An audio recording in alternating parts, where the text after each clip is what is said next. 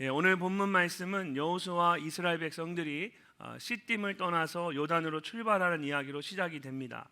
시딤은 어제 함께 나누었던 것처럼 40년 전에 출애굽 1세대가 가나안 땅에 들어가기 전에 이방인들과 범죄하고 그들이 섬기던 우상들에게 절했던 곳입니다.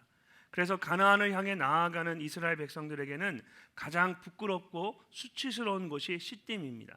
반면에 요단은 그렇게도 원했던 가나안 땅으로 들어가는 입구와 같은 곳이었습니다.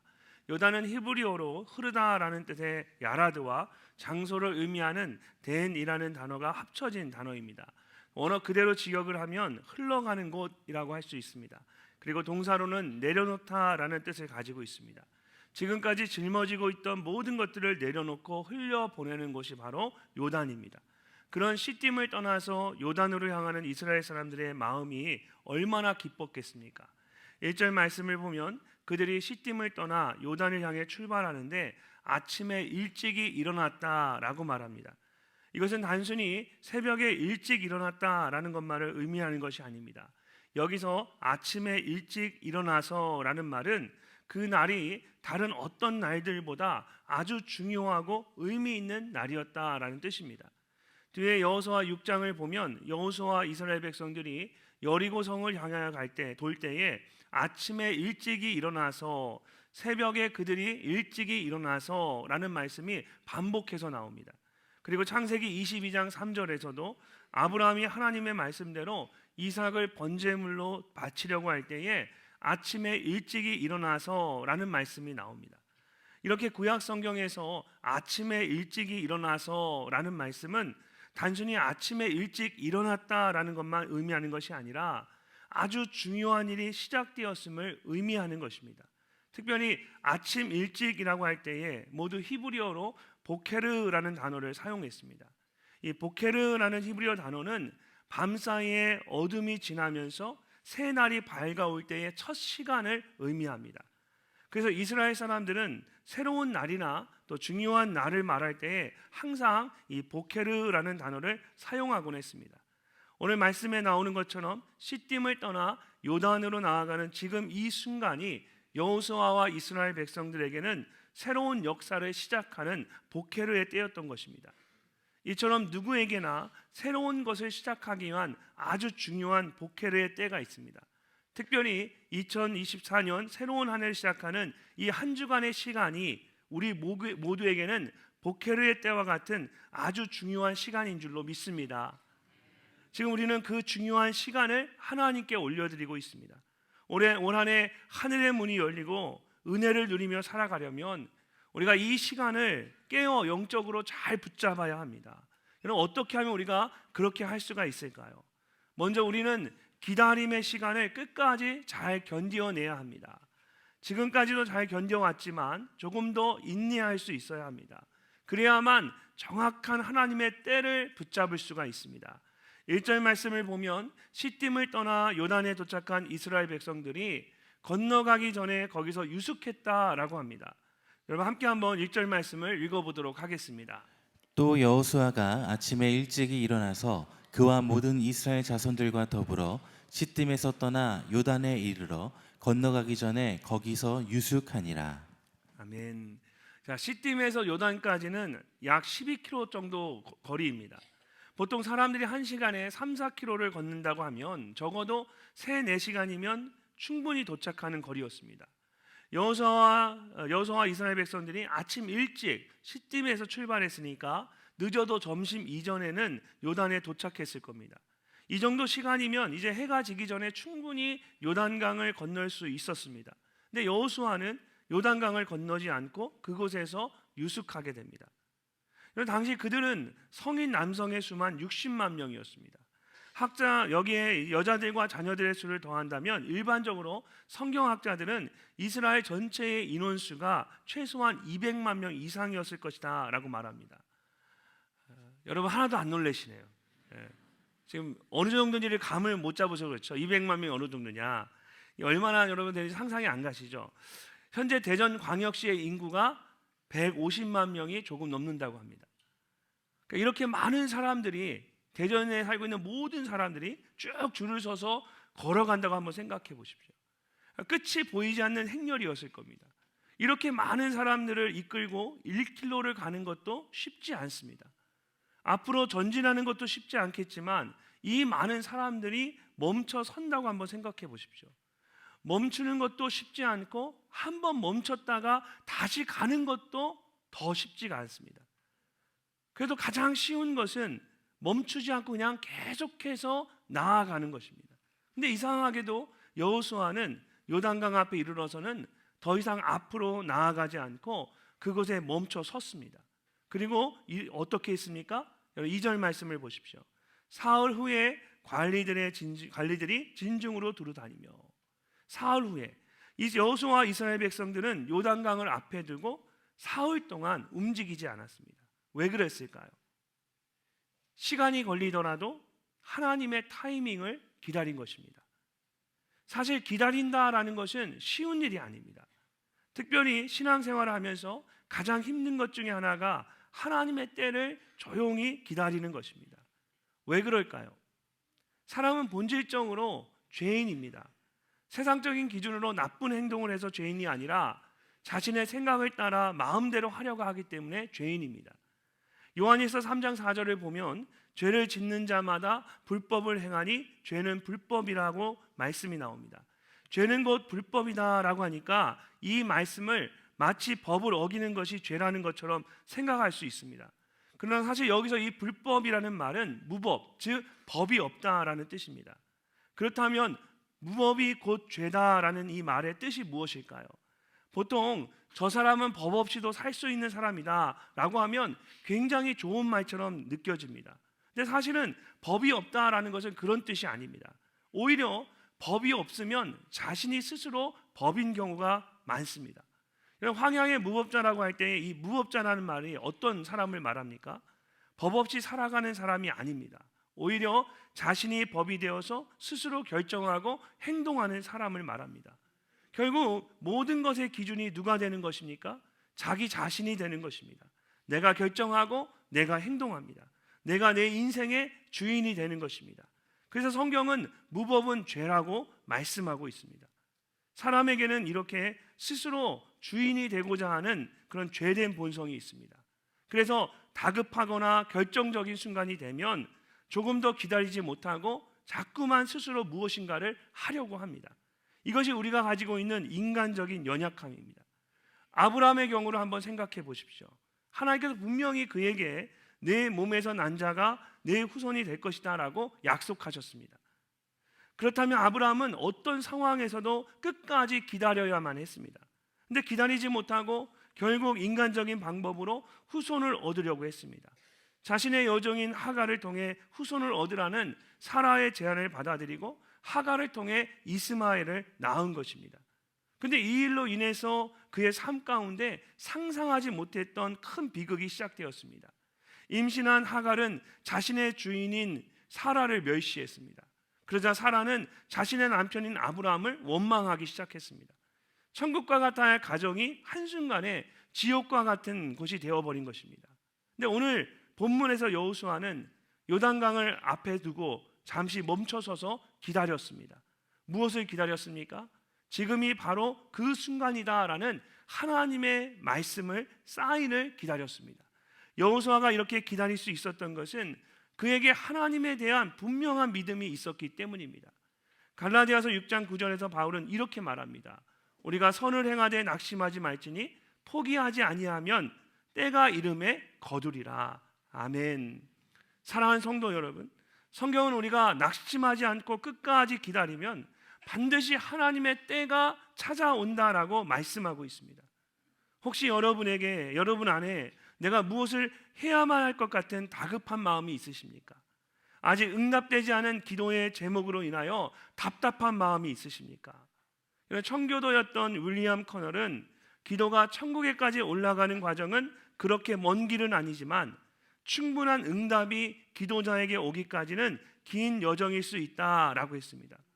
이처럼 기다림의 시간이 때로는 내가 생각하는 것보다 훨씬 더 길 수가 있습니다. 그럴 때 오늘 말씀에 나오는 사흘 후에라는 말씀을 꼭 기억하십시오. 그렇게 믿음으로 기다릴 때에 하나님께서 하늘의 문을 활짝 여시고 여러분 모두에게 가장 정확한 하나님의 시간인 보케르의 때를 경험하게 하실 줄로 믿습니다. 여호수아처럼 기다림의 시간을 믿음으로 잘 인내하여서 올 한 해 여러분 각자를 향한 하나님의 때를 붙잡는 여러분 모두가 되시기를 주님의 이름으로 축원합니다.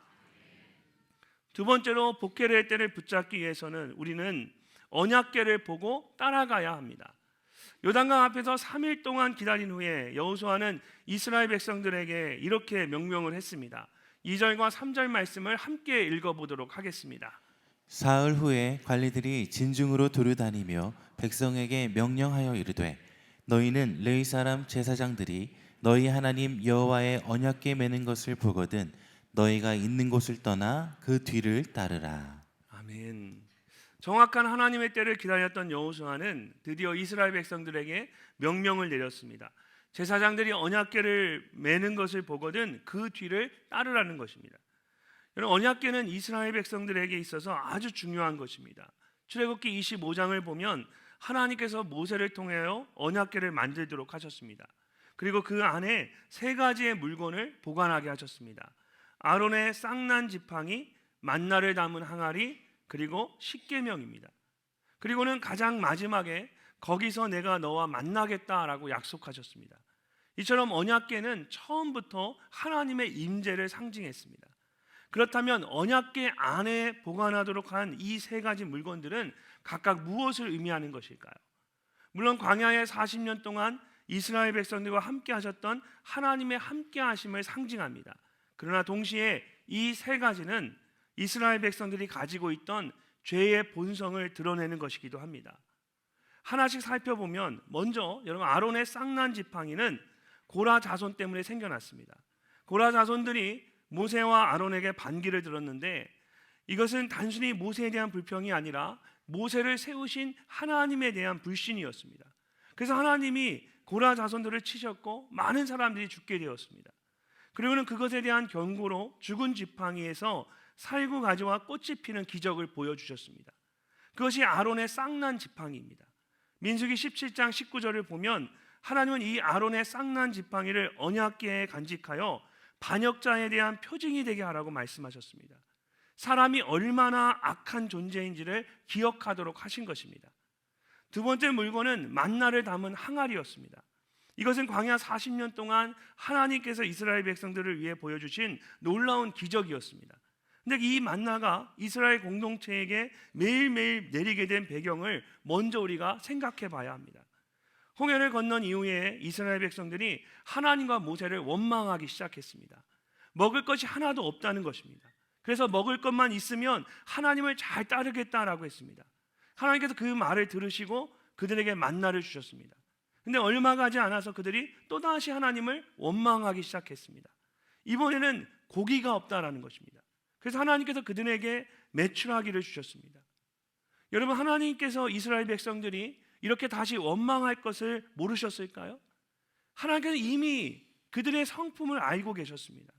그런데도 그들이 원하는 대로 다 주셨습니다. 왜 그러셨을까요? 인간의 욕심이 끝이 없다라는 것을 가르쳐 주시기 위해서였습니다. 신명기 8장 3절을 보면 모세가 이스라엘 백성들에게 이렇게 말합니다. 우리 함께 한번 읽어보도록 하겠습니다. 너를 낮추시며 너를 줄이게 하시며 또 너도 알지 못하며 내 조상들도 알지 못하던 만나를 내게 먹이신 것은 사람이 떡으로만 사는 것이 아니요 여호와의 입에서 나오는 모든 말씀으로 사는 줄을 내가 알게 하려 하심이니라. 아멘. 하나님께서 이스라엘 백성들에게 만나를 주신 것은 단지 먹고 배부르라는 것이 아니었습니다. 하나님은 그들이 또 배부르다 말할 것을 알고 계셨습니다. 사람은 먹는 것과 같은 기본적인 문제가 해결된다고 해서 하나님을 온전히 섬기는 것이 아니라는 사실을 가르쳐 주기 위해서였습니다. 이처럼 사람의 욕심은 끝이 없습니다. 언약궤 안에 있는 만나를 담은 항아리는 바로 그런 사람의 끝없는 욕심을 보여주기 위한 것입니다. 세 번째는 언약궤 안에 있는 물건은 십계명이 적혀 있는 돌판이었습니다. 근데 이것은 모세가 받았던 첫 번째 돌판이 아니라 두 번째 돌판이었습니다. 왜 그렇습니까? 첫 번째 돌판은 깨져서 없어졌기 때문입니다. 첫 번째 돌판을 받은 모세가 산에서 내려왔는데 이스라엘 백성들이 금송아지를 만들고는 그 앞에서 춤을 추며 절하고 있었습니다. 그것을 보고 화가 난 모세가 돌판을 던지는 바람에 그것이 깨져버리고 다시 산에 올라가서 십계명이 얽힌 두 번째 돌판을 받아왔습니다. 그리고 그 두 번째 돌판이 언약궤 안으로 들어가게 된 것입니다. 지금까지 설명한 세 가지가 모두 무엇을 상징합니까? 단순히 하나님의 임재만을 상징할까요? 그렇지 않습니다. 언약궤 안에 있던 이 세 가지 물건들은 하나님의 임재를 상징하면서 동시에 사람이 얼마나 악하고 연약한 존재인지를 보여주는 것들입니다. 그러므로 언약궤를 보고 따르라는 말은 하나님을 기억하라는 의미도 있지만 광야의 40년 동안 그들이 얼마나 악하고 연약한 존재였는지를 잊지 말라는 중요한 의미가 있습니다. 사랑하는 성도 여러분, 우리는 모두 다 연약한 존재입니다. 성경이 우리는 다 양 같아서 그릇 행하여 각기 제 길로 갔다라고 말씀하십니다. 또 의인은 없나니 하나도 없다라고 말씀하십니다. 이처럼 우리 모두는 하나님 앞에서 어찌할 수 없는 죄인입니다. 그러므로 내가 연약하다는 것도 내가 악하다는 것도 그 자체를 부끄럽게 여길 필요는 없습니다. 오히려 나의 연약함이나 악함을 끝까지 인정하지 않거나 모른 척하는 것이 정말 하나님 앞에 부끄러운 일입니다. 누가복음 7장을 보면 예수님께서 제자들에게 만약 주인이 500데나리온을 빚진 자와 50데나리온을 빚진 자들을 모두 탕감해 주었다면 둘 중에 누가 그를 더 사랑하겠느냐라고 물으셨습니다. 그러자 베드로가 많이 탕감받은 사람입니다 라고 대답했습니다. 그리고는 예수님께서 자신의 발에 값비싼 향유를 붓고 눈물로 그 발을 닦은 여인에 대해 이렇게 말씀하십니다. 이러므로 내가 내게 말하노니 그의 많은 죄가 사하여졌도다. 이는 그의 사랑함이 많음이라. 사함을 받은 일이 적은 자는 적게 사랑하느니라. 예수님께서 말씀하신 것처럼 하나님으로부터 더 많이 용서받은 사람이 하나님을 더 많이 사랑하게 됩니다. 그러므로 내가 죄인임을 깨닫고 나의 연약함을 인정할 수 있는 것은 부끄러운 것이 아니라 오히려 하나님의 특별한 은혜입니다. 하나님께서 여호수아와 이스라엘 백성들로 하여금 이 세 가지 물건이 들어있는 언약궤를 앞에 두고 따라가게 하신 것은 바로 이것을 깨닫게 하기 위해서였습니다. 언약궤를 바라보면서 자신들의 연약함과 죄됨을 인정할 때에 겸손히 하나님의 때를 붙잡을 수 있기 때문입니다. 오늘 주신 말씀대로 하늘의 문이 열리고 하나님의 임재 가운데로 깊이 나아가기 위해서는 먼저 나의 연약함과 죄악됨을 볼 수 있어야 합니다. 그래서 더욱 겸손히 하나님의 은혜를 구할 때에 하나님께서 우리를 위하여 하늘의 문을 활짝 여시고 하나님의 임재를 더욱 깊이 경험하게 하실 것입니다. 겸손히 나의 연약함을 인정함으로 하나님의 때를 더욱 굳게 붙잡는 여러분이 되시기를 주님의 이름으로 축복합니다. 마지막으로 복회의 때를 붙잡기 위해서 여호수아는 이스라엘 백성들에게 스스로를 성결하게 하라고 말합니다. 자, 5절 말씀을 우리 함께 읽어보도록 하겠습니다. 여호수아가 또 백성에게 이르되 너희는 자신을 성결하게 하라. 여호와께서 내일 너희 가운데에 기이한 일들을 행하시리라. 아멘. 자신을 성결하게 하라는 말은 자신을 깨끗하게 하라는 뜻입니다. 이것은 하나님께 제물을 드리기 전에 스스로를 깨끗하게 하는 이 정결 예식과 같은 것을 말하는 것입니다. 지난 40년 동안 광야에서 생활하면서 이스라엘 백성들이 얼마나 지저분해졌겠습니까? 온갖 먼지를 뒤집어 썼을 것입니다. 여호수아가 그들에게 이제 하루의 시간을 줄 테니 강가에 가서 옷을 깨끗이 빨고 몸을 깨끗이 씻어서 스스로를 깨끗하게 하라고 했습니다. 근데 이 정결 예식에서 가장 중요한 의미는 외적인 것보다 영적인 것에 있습니다. 단순히 옷에 묻은 먼지를 털고 몸에 있는 더러운 때를 닦아내려는 것이 아니었습니다. 자신을 성결하게 하라는 말은 이전의 잘못을 모두 회개하고 거룩함을 회복하라는 뜻입니다. 우리는 교회에 와서 은혜 받기를 사모합니다. 놀라운 기적을 경험하며 살아가기를 원합니다. 그러나 그런 은혜와 기적을 구하기 이전에 먼저 선행되어야 할 것이 있습니다. 여호수아가 이스라엘 백성들에게 말한 것처럼 우리 자신을 성결하게 하는 것입니다. 이후에 이스라엘 백성들은 요단강이 갈라지고 그 위를 마른 땅과 같이 걸어가는 놀라운 기적을 경험하게 됩니다. 그러나 그런 일이 아무에게나 주어지는 것은 아닙니다. 그것은 하나님 앞에 회개함으로 자신을 성결하게 한 자들에게만 임하는 놀라운 하나님의 은혜입니다. 이스라엘 백성들이 하나님의 말씀대로 자신을 성결하게 했을 때 이 엄청난 기적의 은혜를 경험한 것처럼 우리 자신을 성결하게 할 때에 비로소 우리는 놀라운 하나님의 때를 경험할 수가 있습니다. 그리고 그런 다음에 우리는 더 힘있게 나아갈 수가 있습니다. 1907년 평양 장대현 교회에서 부흥 집회가 열렸습니다. 많은 성도들이 성령의 임재와 은혜에 대한 간절한 마음으로 모였습니다. 근데 집회 마지막 날이 될 때까지 아무런 역사도 일어나지 않았습니다. 그때 장대현 교회의 장로였던 길선주 장로가 드릴 말씀이 있습니다 하며 앞으로 나왔습니다. 사람들은 그가 광고를 하러 나온 줄 알았습니다. 근데 그가 앞에 나와서 아무도 예상하지 못했던 말을 하기 시작했습니다. 제가 아간과 같은 죄를 지었습니다. 저 때문에 하나님께서 부흥을 주실 수가 없습니다. 깜짝 놀라는 성도들 앞에 두고 이 길선주 장로는 자신의 죄를 하나씩 고백하며 회개하기 시작했습니다. 제 친구가 세상을 떠나면서 유산으로 큰 돈을 저에게 맡겼습니다. 안심하고 맡길 사람이 저밖에 없다면서 자기 아이들이 자라면 전해달라고 했습니다. 그렇게 유산을 맡았는데 제가 그 돈에서 절반을 급한 일에 써버리고 말았습니다. 그리고 그 자손들에게는 나머지 절반만 넘겨주었습니다. 사실 그 누구도 이 사실을 몰랐습니다. 길선주 장로님만 알고 있는 비밀이었습니다. 그런데 부흥의 기간에 하나님의 역사가 일어나지 않자 그의 마음에는 이것이 나 때문이구나, 내게 이런 죄가 있는데 하나님이 어떻게 우리 교회에 역사할 수 있겠나 하는 생각이 들어서 견딜 수가 없었던 것입니다. 길선주 장로는 자신의 죄를 자백하지 않으면 자기 심령이 죽을 것만 같았습니다. 그래서 부끄러움을 무릅쓰고 사람들 앞에서 자신의 죄를 모두 고백했습니다. 여러분, 이 길선주가 도둑놈입니다. 제가 진심으로 회개합니다. 제가 유족에게 그 돈을 다 갚겠습니다. 그 고백을 들은 성도들은 큰 충격과 도전을 받았습니다. 어떻게 길선주 장로가 저럴 수 있는가? 정말 실망이다 라는 충격이 아니었습니다. 길선주 장로 같은 분도 저런 죄가 있는데 나야말로 감추어둔 죄가 더 많은 사람이다 라는 충격과 도전이었습니다. 그러자 갑자기 사람들 사이에 회개의 고백이 터져나오기 시작했습니다.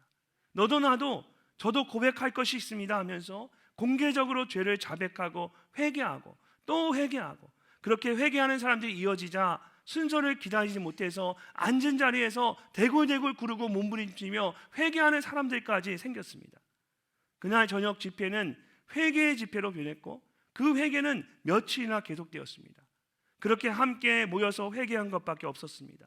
근데 바로 이 일을 계기로 한국 교회에 놀라운 부흥이 일어나기 시작한 것입니다. 스스로 성결하게 한 이 일이 평양 대부흥의 시작이 되었던 것입니다. 여러분, 성경을 보면 무너진 이스라엘 땅을 재건할 때에, 성벽을 개정하고 성전을 재건할 때에 이스라엘 백성들이 가장 먼저 한 것은 돌을 쌓은 것이 아니었습니다. 그들이 가장 먼저 한 것은 함께 모여 금식하며 가슴을 치고 죄를 머리 위에 뿌리며 하나님 앞에 통곡하며 회개하는 것이었습니다. 회개하며 기도하며 그들은 영적인 예루살렘과 성벽을 재건하기 시작했습니다. 오늘 하나님께서 우리에게 주신 약속의 말씀처럼 여러분의 삶과 가정과 신앙 가운데 하늘의 문이 열리는 하나님의 임재를 깊이 경험하기를 원하십니까? 내 인생 앞에 놓여있는 요단강을 건너 약속의 땅으로 깊이 나아가기를 원하십니까? 건널 수 없을 것 같은 높은 물이 갈라지고 그 위를 마른 땅과 같이 걷는 기적을 경험하기를 원하십니까? 그렇다면 가장 먼저 우리에게 가슴을 치는 회개가 있어야 합니다. 가슴을 치는 회개를 통하여 여러분 자신을 성결하게 하셔야 합니다.